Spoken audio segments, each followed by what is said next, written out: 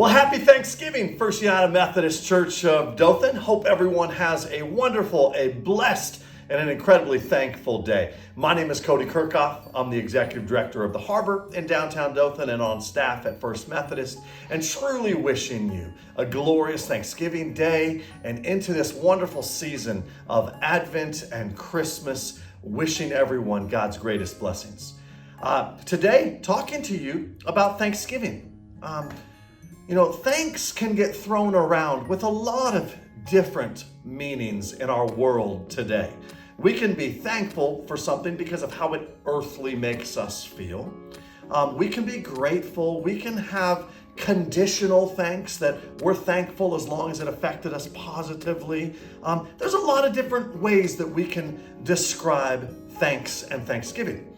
But wanted to go to Scripture and kind of seek this out a little bit.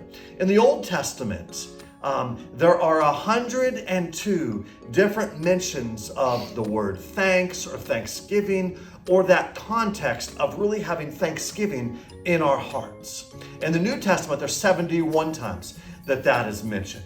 So God specifically talked a whole lot in Scripture about giving thanks. Well, in the Old Testament, out of those 102 times, 71 of those specific times have the same Hebrew word. And what that Hebrew word means, when it comes to having thanks and thanksgiving in our hearts, it truly means that thanks is brought about by acknowledging all that is right about God. So I'm going to say that again, having thanks and thanksgiving in our heart from a biblical term means acknowledging what is right about God. Well, when I ask ourselves the question, what is right about God? Well, from the beginning of time, He created the heavens and the earth. I'm saying that was pretty right. I'm thinking that even as man chose in free will to sin and destroy perfection, and destroy what was God's normal. God created a perfect world. That was His normal. That was His perfection. Yet even when humans messed up that perfection and brought on the divide of sin coming to this world, and everything of hurt and pain and turmoil and disease and destruction and all of that since then has because humans messed up God's idea of good. What happened was God still went to them in the garden to find them.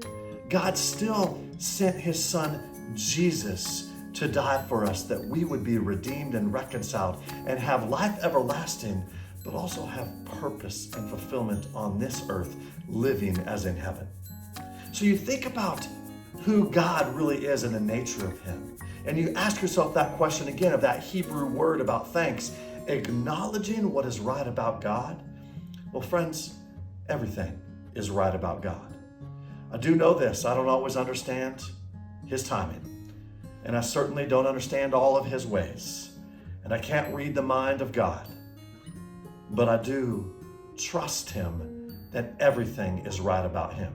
Are things all right in the world? No, we're living in 2020 with confusion and chaos and hurt and struggle, and it's a crazy year. Most of us say, I can't wait to get through this year. But you know what? God is on the throne. And we live in an imperfect world because sin has entered it. But anything that points to God, which our lives as Christ must do that in every way, we can constantly, every day, every moment, every breath, acknowledge what is right about God. That's the ultimate Thanksgiving. So this Thanksgiving, as perhaps you're with friends or family, perhaps you have a good meal, whatever your Thanksgiving custom is, think about what's right with God.